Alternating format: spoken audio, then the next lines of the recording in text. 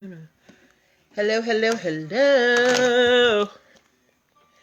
Happy Monday, everybody. Let me turn this sound down because no one needs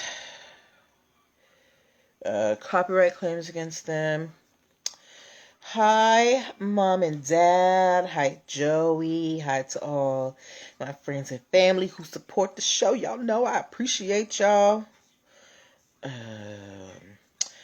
Hello in advance to those who will be popping in or watching this replay. Please bear with me as I share this broadcast out and get my, what you call them things? Titles in. No, I don't want to share. Facebook be doing too much. Okay, let's go to Instagram now.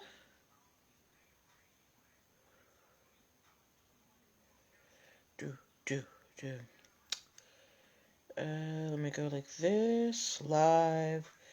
Go live. Float like a butterfly. Sting. Copyright. Okay. All right. Hey, friends, please say hi as you come in so I can greet you personally. We are getting started in just a couple of minutes. In just a few minutes. Yes.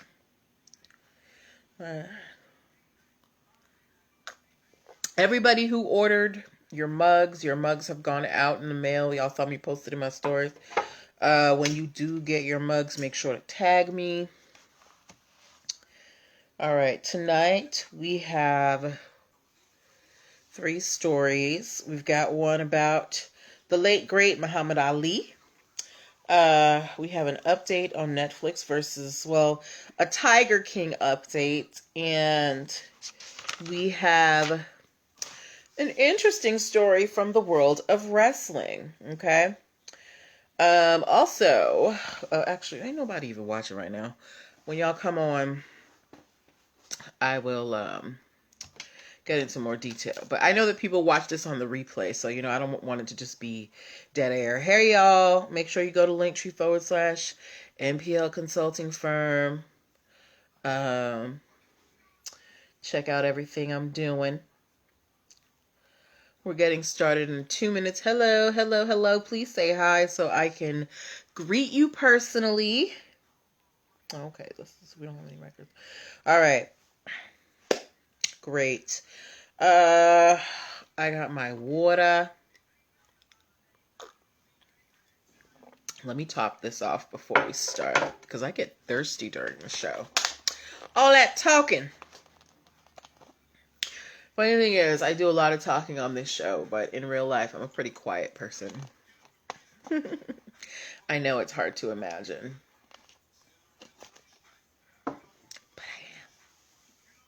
All right, we're getting started in just 1 minute. Hello. Facebook, come on, say hi. Why do y'all do this? Just say hi. I'm not going to bite you. I be seeing the eyes in there, and then y'all don't want to say hi to me.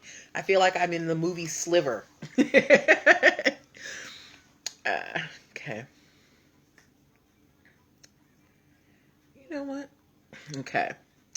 All right. So we are getting started in less than a minute. Make sure that you share this out to your friends at 8:05. Okay.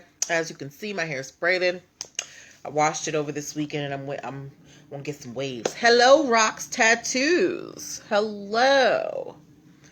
Hello, hello. All right. Yeah, so we're getting started in just a couple of seconds. At 8:05, I need you guys to share this out to any of your friends who need startup information, small business information. If you have friends who are getting into business or are in business and need this info, make sure you share this out, okay? So it is 8:05. So let's get this party started, right? Let's get this party started quickly. All right. Come on, man. All right. All right. Welcome. Happy Monday, everybody. Welcome to NPL Legal Dish. This is my Monday through Thursday live broadcast where I teach business and legal concepts using pop culture and celebrity news. If this is your first time seeing my face or hearing my voice, if you're watching the replay or listening to a podcast replay, I'm Natalie Pierre-Lewis. I am the host of this show, and I am the owner and operator of NPL Legal Dish. Excuse me. I'm sorry. I'm very confused. I have to put on my do not disturb because all these notifications are coming in and it's throwing me off. Sorry about that. Sorry about that, Instagram. Okay. So I am the owner and operator of NPL Consulting LLC, a business formation firm.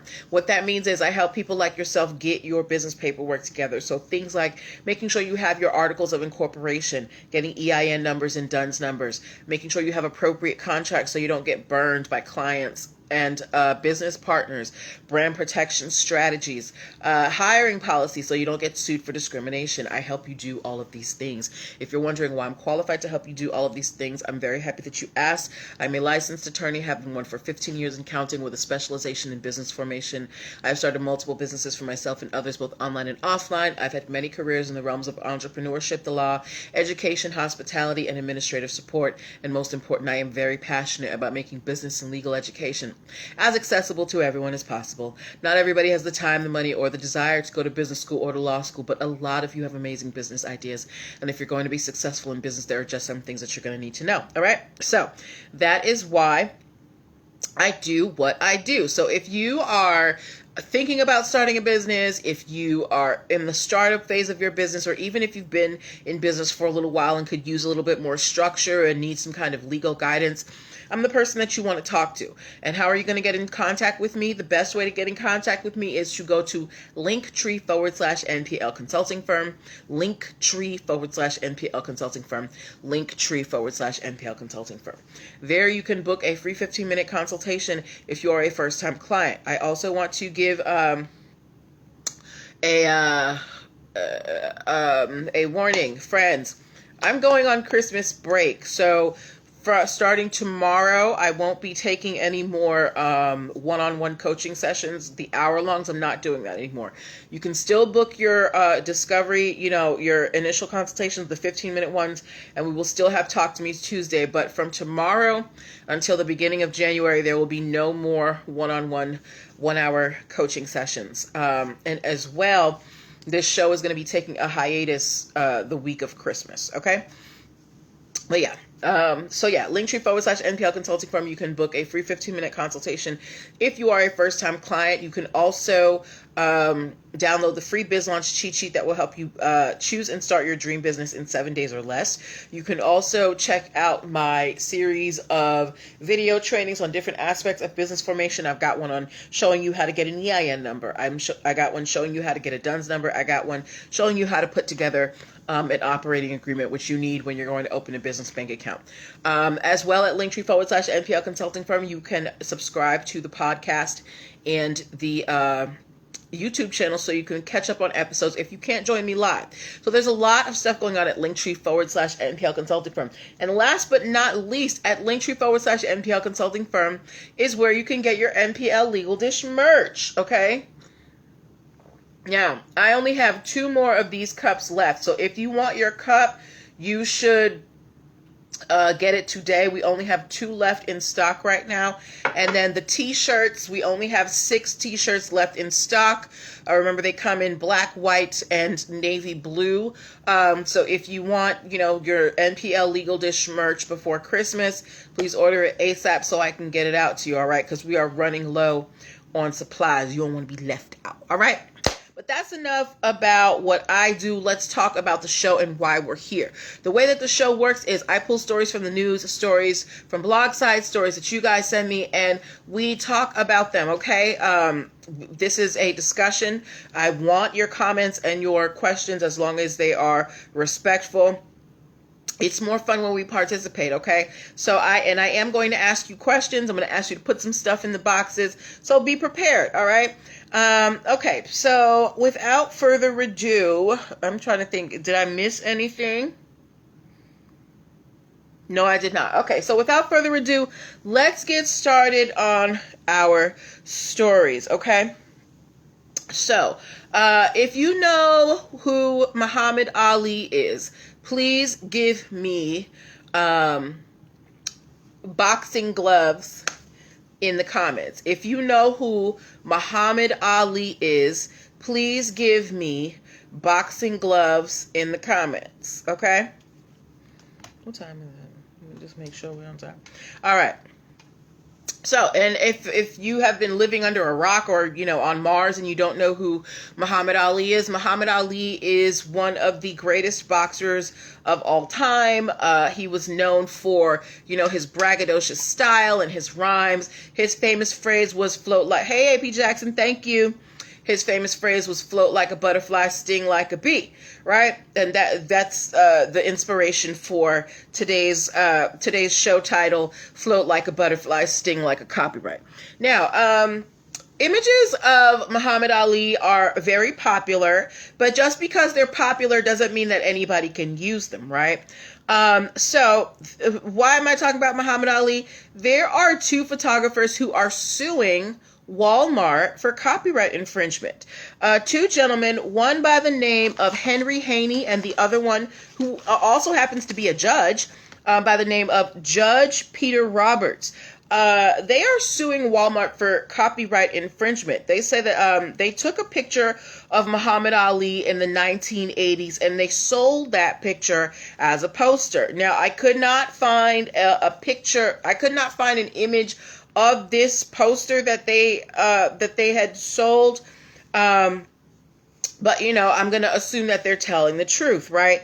Now, if you didn't know, in 2019, Walmart acquired a business, an online business by the name of art.com, where you can go and buy posters and things. And Walmart was selling this very image that Henry and Judge Rogers had taken in the 1980s. Now, Walmart did not get Henry or Peter's permission. They just started selling this.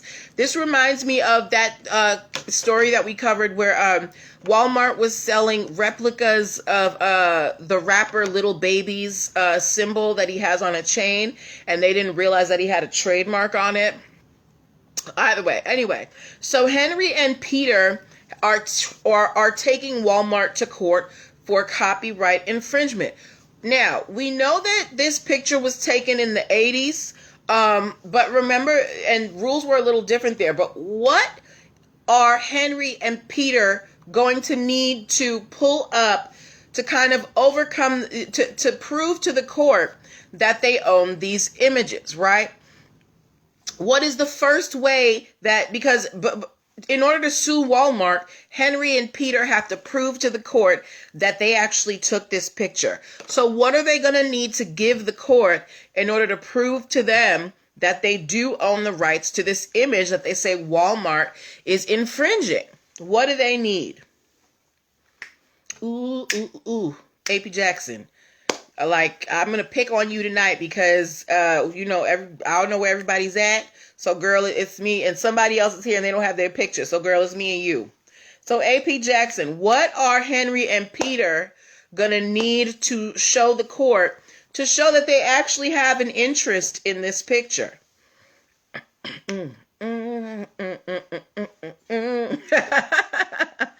Paper. What kind of paper? What are they going to have to show? Proof. Yes, proof. What kind of proof, AP Jackson? Remember, now we know the picture was taken in the 80s, but just because something happened long ago doesn't mean that, you're held to those to those standards. You still have to go by today's standards. And what is the standard that you need to meet in order to be able to sue for copyrights in the court? AP Jackson said documents. What do you need to be able to sue for copyrights in the court? Because remember, we've talked about this before. You kind of could come, and you can still do this, but it's a lot harder. You could come with evidence, and here's my thing. But what is the court looking for these days when you're coming to them with a copyright infringement case? Because there are so many of them coming up.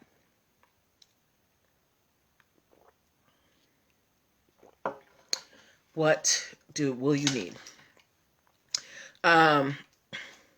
All right, I'm gonna assume that you're typing the answer in AP Jackson, but I wanna move along with the story because there's a lot of silence. But they would need to show their actual copyright registration. Now, because this picture was taken in the 80s, there may be some leeway for them. Now, if they have negatives of the pictures that they took, copies, some type of documentation, the sales they made of the posters. There's a lot that they could come up with to kind of, try and overcome the fact that they don't have a legal copyright.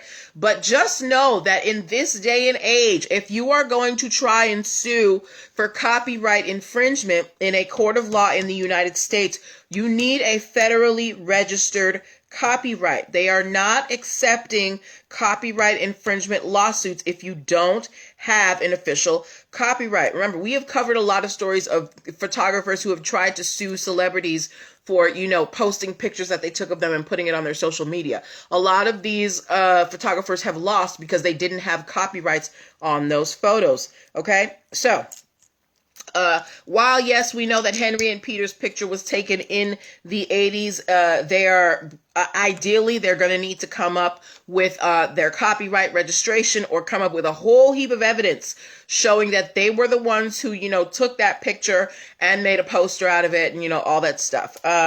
So what do you think that Walmart is at fault here? Well, it's not that even that they're at fault. Walmart did it. Walmart is selling the photo.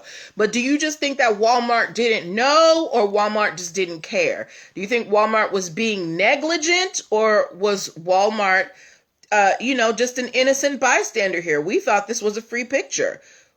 What do you think about Walmart in this case? Do you think that maybe, they just, we just kind of forgot to look? Do you think they were being negligent, or do you think that they were just, they just innocently thought it wasn't a picture that belonged to anybody, or maybe they thought nobody would catch them? What y'all think? If you're driving, don't type. But if you're not driving, come on, y'all. This is more fun when we participate. Either way, If I don't doubt that Walmart did this without permission. Walmart has been sued several times for infringing on people's intellectual property rights. So, and the fact that one of the plaintiffs is a judge, I'm pretty sure he knows his stuff and how to, make sure that things go his way. So, I am predicting that Henry and Peter are going to win this lawsuit against Walmart. If you think that Henry and Peter will win the lawsuit against Walmart, give me a 1. If you think Walmart is going to win this lawsuit against Henry and Peter, give me a 2. Okay? All right. Where y'all at on tonight? Is Instagram working? I saw somebody pop in like a little bit earlier. All right. It's cool though. AP Jackson, you and me, we got to hold it down, girl. All right. But let me know what you think about AP Jackson said 1 with proper documentation. Right. They're not just going to be able to go into the court and be like, Your Honor, he took our picture. They're going to have to show, Your Honor, we took this picture in the 1980s. Here are the negatives. Here's the film. Here are the, the invoices. Here's how many we sold. All that stuff. So good luck to Henry and Peter. Oh, you're working on a project and listen. Okay, girl, I won't pick on you too bad. I'm sorry. All right, moving on to our next story for the evening. AP Jackson, do you remember when we covered the story about Hollywood Hollywood Weekly magazine suing Netflix over Tiger King. And for those of you who will be watching later, some time ago, a few months ago, Hollywood Weekly magazine, they sued Netflix over the term Tiger King. They claimed that they had intellectual property rights in the phrase because they had done articles on Joe Exotic even prior to him becoming, this major star, due to the Netflix series. They had I want to say 2 or 3 articles. And not only did they do articles in the Tiger King series, if you didn't watch, there are actual still images of the articles that Hollywood Weekly magazine did on Joe Exotic, right? So Hollywood Weekly magazine, when they saw the Tiger King series come out from Netflix, they were like, hold up. Netflix, you need to cut us a check because we have been saying Tiger King. We have, the rights on Tiger King. Run us some coin. And they also said, the fact that the still images of their articles appeared in the Tiger King documentary, they're saying that it is tarnishing their wholesome image as a magazine. So they're saying that the fact that the Hollywood Weekly magazine articles were shown in this documentary of Joe Exotic, it's making Hollywood Weekly magazine look bad. I don't know how much I agree with that argument, whatever. Anyway, now Netflix, they did use the Hollywood Weekly magazine articles, but the judge actually said that the use of those articles was fair use and that Hollywood Weekly magazine doesn't have any real intellectual property rights over Tiger King. Why? Because there was evidence that Joe sold products under the name Tiger King, and he even had his own reality show called Joe Exotic Tiger King. If you watched the Tiger King documentary, you know that Joe Exotic was a social media star before social media was a thing. He had his own internet shows and he called himself the Tiger King. So for Hollywood Weekend magazine to claim ownership over the phrase you've really got a lot of gall. Not only that, you don't even have the term trademark. You don't have it copyrighted, nothing. So the judge in this case basically said, Hollywood Weekly Mag, I don't believe you. You need more people. You don't have a copyright registration. Joe Exotic was using the term Tiger King before y'all even knew about him. So you need to leave Netflix alone. That is what the judge said to Hollywood Weekly magazine about Netflix. So I want to know from you guys, if you watched the Tiger King series, right?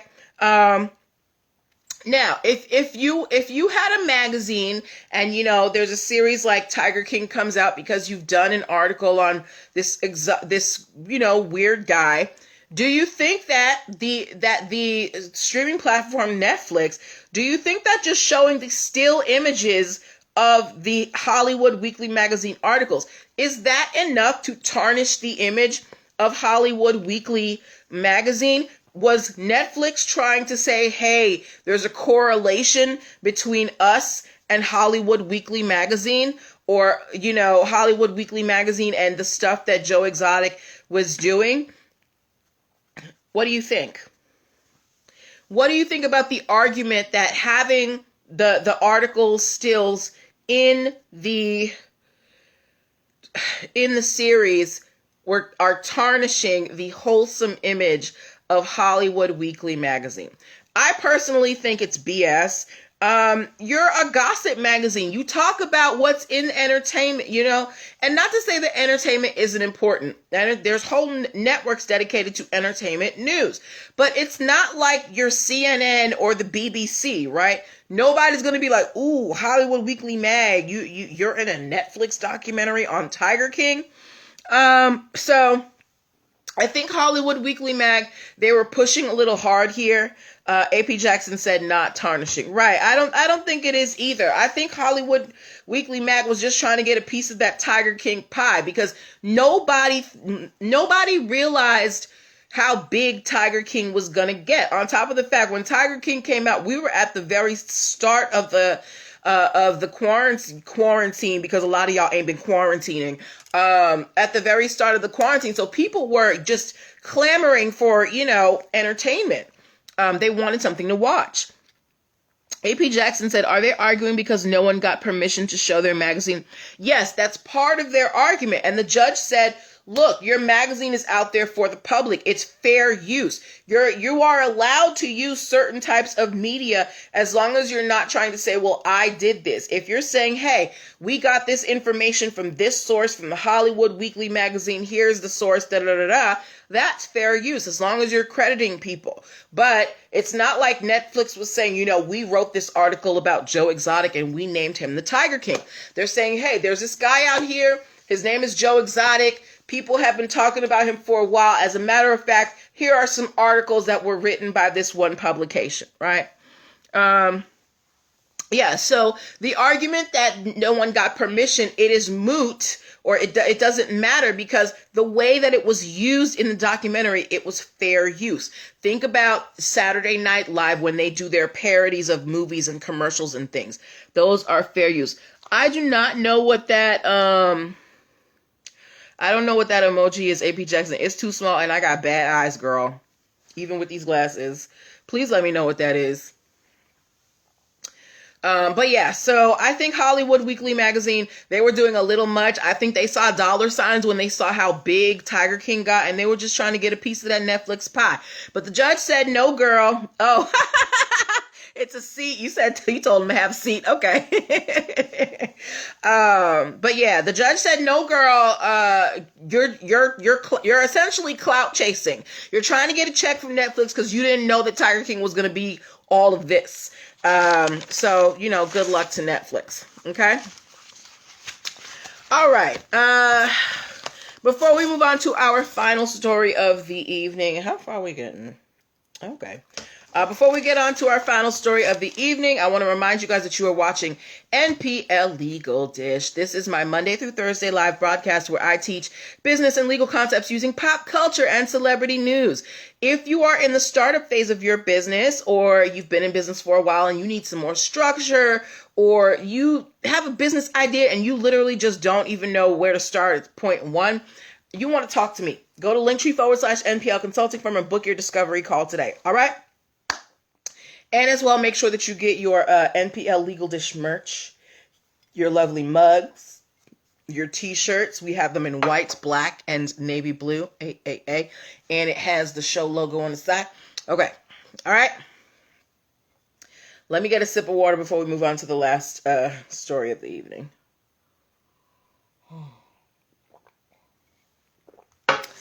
All right. Last story of the evening. AP Jackson, are you a wrestling fan? I know you're working on something. Don't feel obligated to answer it. I think I've told you guys a couple times before, I used to be a major wrestling fan when I was younger. I would say probably till my early teens. And then I just kind of realized how fake it was and I lost interest. But the WWE, no, okay.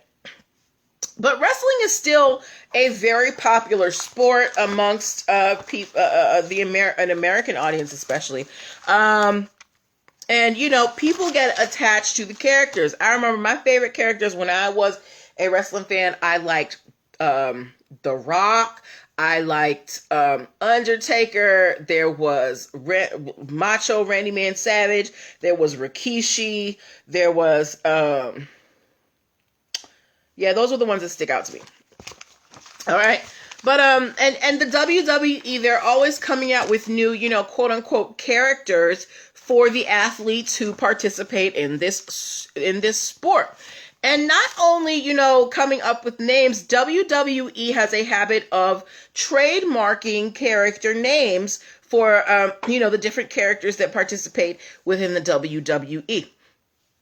And sometimes they win, but they actually lost this round. Apparently, the WWE filed a bunch of trademark applications for specific athletes who are wrestling. So, let's say they have John Doe and Jane Doe, and John Doe's stage name is Thor, and Jane Doe's stage name is Wonder Woman. WWE was trying to trademark those names for specific people. So, Thor was, a trademark for, wrestling entertainment services for, John Doe. Wonder Woman is trademarked for entertainment services for Jane Doe. And the USPTO actually denied these trademarks. Why do you think the USPTO denied these trademark applications by the WWE for these character names for specific athletes who are participating in the wrestling matches? Why do you think they denied the trademark applications?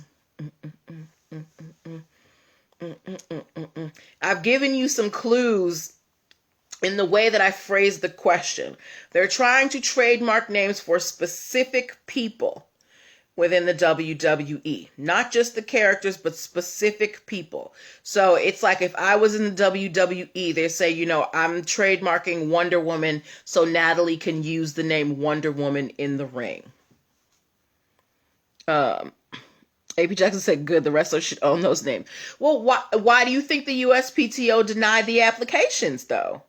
Why do you think, AP Jackson? And I do agree with you that the wrestlers should own those names because, they built it's not just the name. The athlete builds the name. Like, if The Rock wasn't such a good entertainer, we wouldn't care about The Rock. Dwayne Johnson built up The Rock, right? So why do you think the USPTO denied the applications, AP Jackson? I'm not gonna make you squirm too much. All right. The USPTO denied the trademark applications because they did not get the written consent of the specific people that they were trying to trademark the names.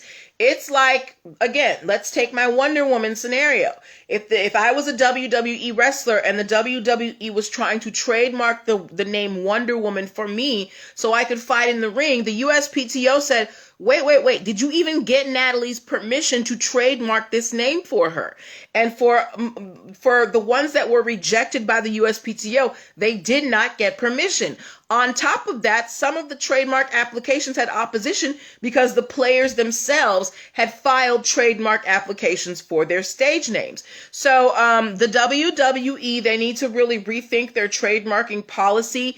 You can't attach something to someone without their permission. Think about someone trying to trademark the name King James for LeBron James, but not getting LeBron James's permission.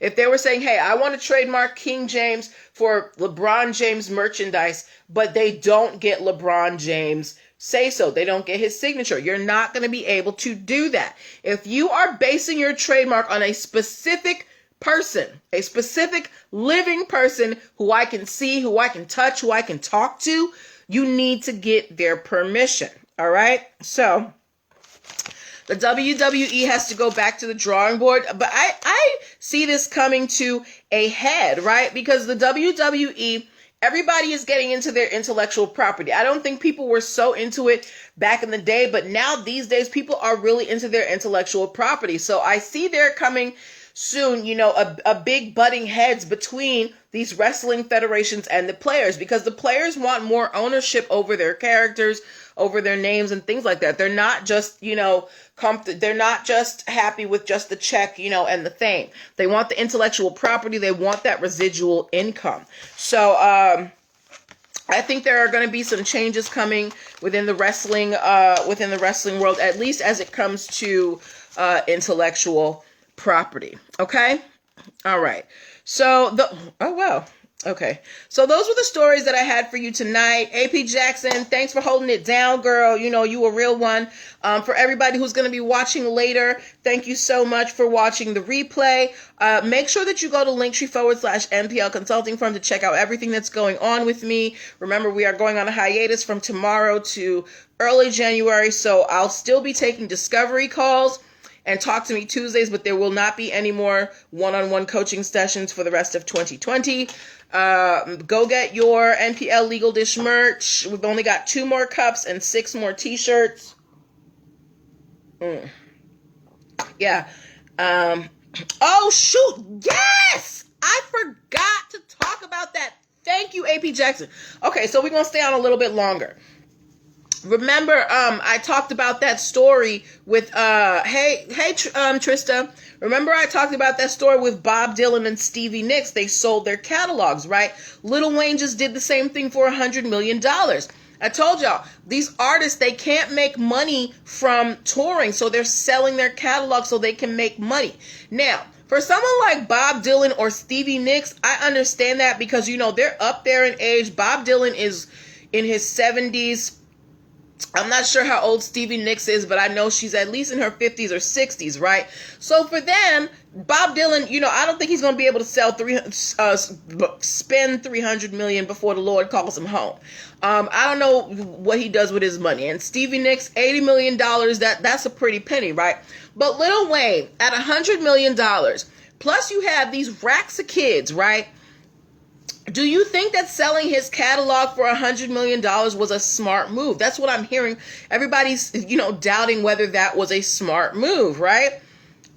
What do you think about that? Do you think for someone considering Lil Wayne's age and his fan base and the fact that, he has a family that he could preserve a legacy for, do you think it was a good idea for him to do that? AP Jackson said, I heard that he was being sued. I heard that too. I don't know, the details of that, so I cannot speak to that. But we also need to be aware that in this season, because artists can't tour, and remember, Lil Wayne, he was having problems with what's his name, with his label, Young Money, Birdman, whatever. So Lil Wayne's money, a lot of it was coming through touring, and because of COVID, Lil Wayne can't tour. So, and I don't know about the being sued part, but on the whole, and Taylor Swift actually just sold some or all of her catalog to a company for $300 million. So it's not just Lil Wayne; it's a lot of people. But what do you think? Do you think this is a smart move for these artists, or are they just thinking in the short term? What you think? What do you think? Because thank you for reminding me about that, AP Jackson, because I wrote it down, but I just totally skimmed over it. For me, I think for someone Lil Wayne's age, I don't think Lil Wayne is much older than I am, which means that Lil Wayne probably has at least another 40 years to go if he gets off the drugs, right? Plus I feel like he has at least 6 children. AP Jackson said in his case, it may be short term, right? It may be short term. But think about all of the hits that Lil Wayne has made. He's not going to be able to make that money anymore, right? Think about all his kids, the money that he could have preserved. We talked about Nipsey Hussle last week. That Nipsey Hussle's 25% of Nipsey Hussle's estate's worth comes from his intellectual property, right? So there is a lot of money there that, while you got this big payout up front, how much would you have gotten if you had kept that over your lifetime? But them's rich people problems, they're not my problems. Do what you want with your hundreds of millions of dollars. I think that for some artists, it makes sense if you've had a long-spanning career, if you're kind of at the end, like Bob Dylan. Yeah, but I think that if you're at the high, in the middle of your career, I don't know how good of an investment that is. AP Jackson said, it's like investing in the stock market. Hold it. Yeah, because, think about, intellectual property is just money in the bank. It is just money in the bank. Right? And when you are investing, you got to hold it so you can make your money grow. But I don't know what Lil Wayne's situation is. Do what you want with your money, sir. But, hopefully he can come up with another rack of hits and he can keep the catalog to that. Nipsey Hussle dated Lauren London, who has a child by... Yes, I know, right. Lauren London has a child by Lil Wayne. So he just basically took took some money out of him and Lauren's child's mouth. AP Jackson said, so that child is covered. Well, is that child covered? Just because Lauren is covered, we don't know what I doubt Nipsey Hussle, put that child in his will. Like, that's the child of Lil Wayne. That's Lil Wayne's job to provide for his offspring. That's not Nipsey Hussle's job. Now, I'm sure Lauren does her thing as well. She's an actress. I'm sure she has money. She's not dependent on anybody for money. But in terms of the fathers, I don't think Nipsey Hussle, was making arrangements for Lil Wayne's son when Lil Wayne is right there. Okay? All right. But thank you for that, AP Jackson. That extended version of the show. But yes, so those were the stories that I wanted to talk to you about. We're going to be back here tomorrow at 8 p.m. Eastern Standard Time. Thank you so much, AP Jackson. Thank you, Trista. AP Jackson said he may need to write for others. I mean, didn't they say he was writing for Nicki? Who knows? Get your money, Wayne. Please put down the drugs. You're an amazing artist. I don't want you to end up like Amy Winehouse out here. But yeah, stay safe, guys. I'll be back here at 8 p.m. tomorrow. Oh, special announcement. So if you are on Clubhouse, it is a brand new social media app. I'm trying out something new tomorrow with a small group. I'm doing something called Startup Academy. It's basically going to be kind of a version of this show, but, with instant feedback. So if you're on Clubhouse and you want to join me, follow me at Sweet Tally, that's at SWEET_TALIE. I will probably end up changing my @name soon, but when I just signed up, I signed up with the first one I had. But if you want to participate, I will be on there tomorrow at 6:30 p.m. Eastern Standard Time doing Startup Academy. So, if you know friends who are on Clubhouse, let them know, okay? So that is what I had for you. I will talk to you guys tomorrow. Take care of yourselves. Bye-bye.